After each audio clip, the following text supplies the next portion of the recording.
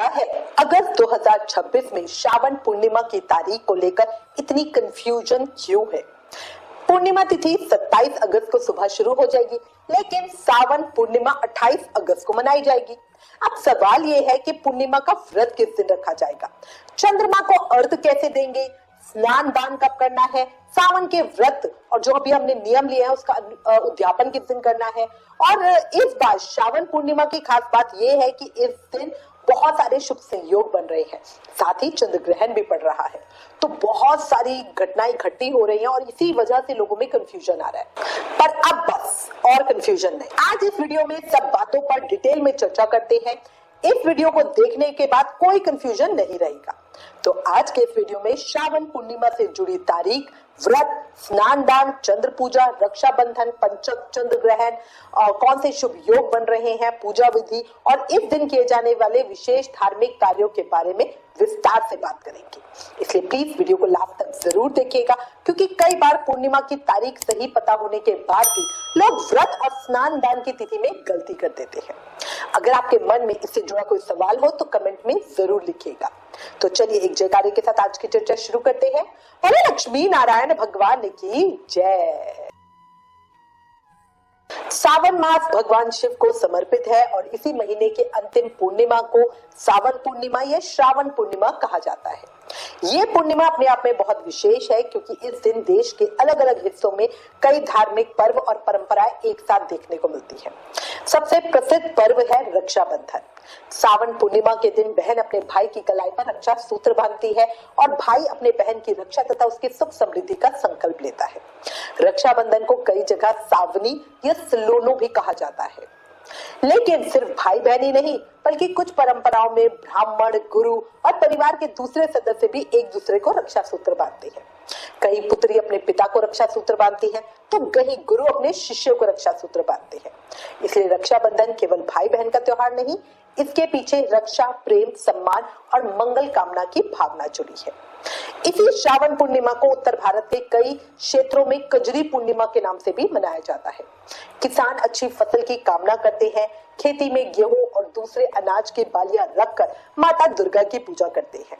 वहीं समुद्र के किनारे रहने वाले क्षेत्रों में नारियली पूर्णिमा या नारियली पूर्णिमा मनाने की परंपरा है।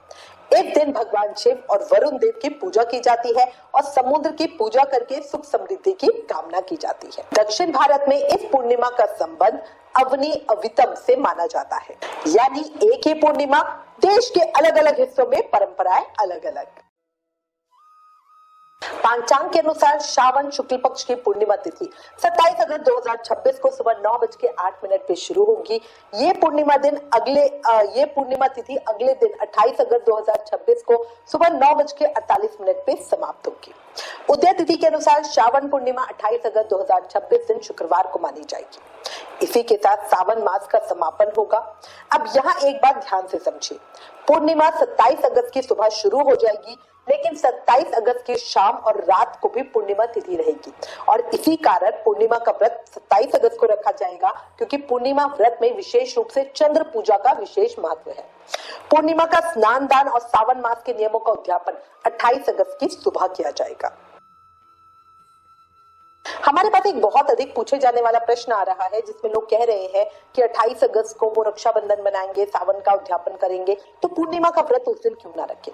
तो देखो, पूर्णिमा व्रत में रात के समय चंद्रमा के दर्शन और चंद्रमा को अर्घ देने का विशेष महत्व है और इस साल 27 अगस्त की शाम और रात में पूर्णिमा तिथि है, इसीलिए पूर्णिमा व्रत 27 अगस्त को रखा जाएगा। दिन भर व्रत रखने के बाद रात में चंद्रमा के दर्शन करके चंद्रदेव को अर्घ दिया जाएगा। इसके बाद अगले दिन यानी 28 अगस्त की सुबह पूर्णिमा का स्नान दान होगा। अगर आपने पूरे सावन महीने में कोई व्रत, पूजा या विशेष अनुष्ठान, नियम वगैरह किया है, तो उसका अध्यापन 28 अगस्त की सुबह करेंगे। तो एक बात बिल्कुल सरल भाषा में याद रखिए, 27 अगस्त को पूर्णिमा व्रत, 27 अगस्त की रात चंद्रमा की पूजा और अर्घ, 28 अगस्त की सुबह पूर्णिमा का स्नान दान, 28 अगस्त की सुबह सावन के व्रत का अनुष्ठान और उद्यापन, 28 अगस्त को ही रक्षाबंधन का पर्व भी मनाया जाएगा। अब बात करते हैं इस साल श्रावण पूर्णिमा की सबसे खास बात की। 28 अगस्त को कई विशेष शुभ योग बन रहे हैं। इनमें सुकर्मा योग, त्रिपुष्कर योग, सर्वत सिद्ध योग, सूर्य सर्वग्रही योग, बुधादित्य योग, अधि योग, हंस या गुरु राजयोग का उल्लेख मिल रहा है। इन योगों को ज्योतिषीय दृष्टि से बड़ा फलकारी है कहा जा रहा है।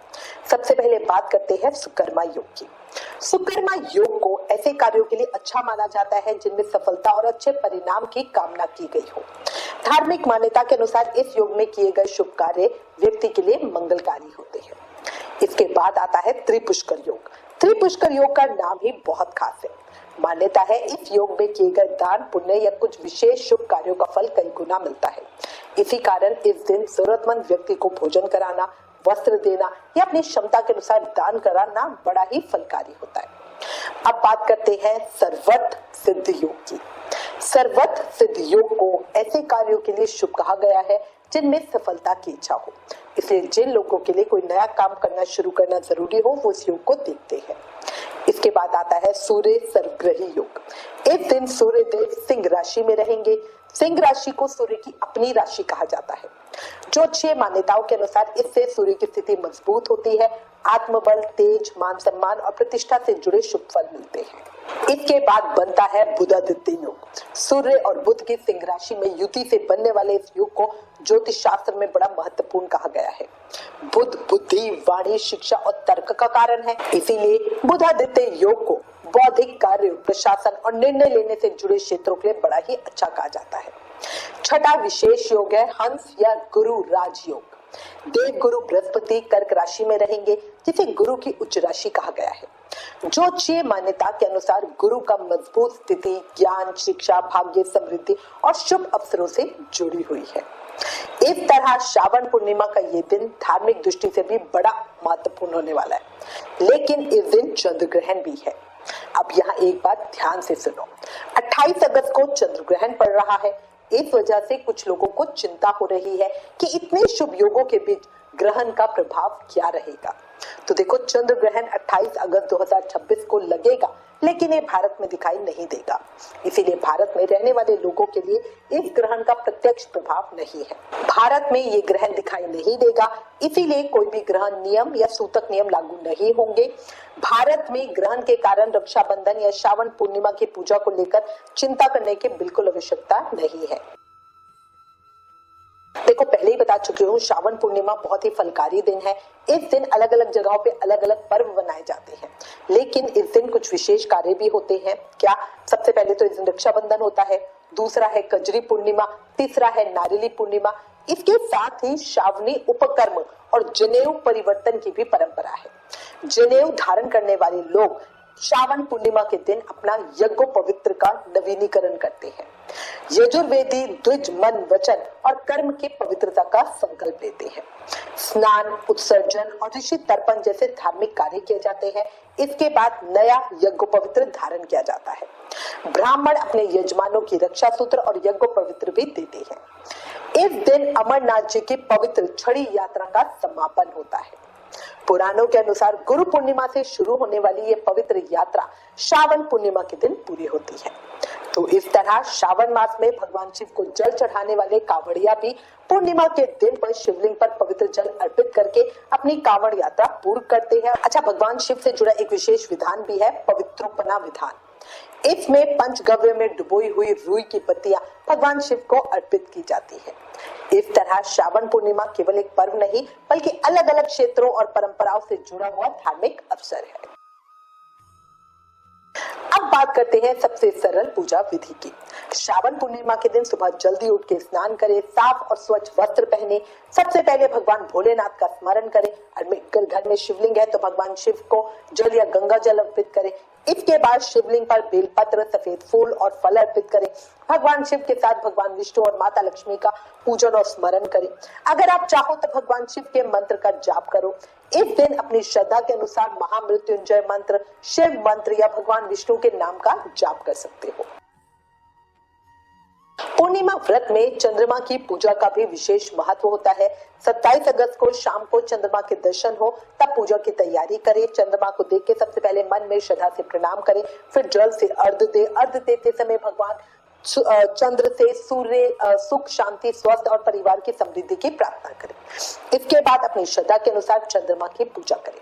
पूर्णिमा की रात का ये समय बहुत शांत और आध्यात्मिक होता है, इसका पूरा उपयोग करना। सावन पूर्णिमा पर दान का विशेष महत्व होता है। आप अपनी क्षमता के अनुसार किसी जरूरतमंद व्यक्ति को भोजन करा सकते हो, कपड़े दे सकते हो, फल दे सकते हो, कोई भी उपयोगी वस्तु दे सकते हो जिसकी सामने वाले को वाकई जरूरत हो। दान में सबसे जरूरी वस्तु की कीमत नहीं बल्कि भावना है। इसलिए अगर कोई व्यक्ति बहुत ज्यादा दान नहीं कर सकता, वो भी अपनी क्षमता के अनुसार थोड़ा सा दान तो कर ही सकता है। घर के बड़े बुजुर्गों का आशीर्वाद लेना भी इस दिन बड़ा फलकारी होता है और सबसे जरूरी बात, परिवार के साथ कुछ अच्छा समय बिताएं। अंत में उम्मीद करती हूँ आपको श्रावण पूर्णिमा की तारीख को लेकर अब कोई भ्रम नहीं होगा।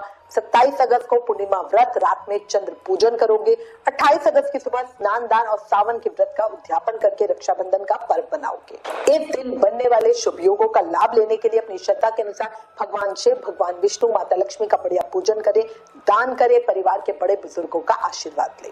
अगर आपको ये जानकारी उपयोगी लगी हो तो वीडियो को अपने परिवार और अन्य लोगों तक जरूर पहुंचाएं जिन्हें श्रावण पूर्णिमा की तारीख को लेकर अभी भी भ्रम है।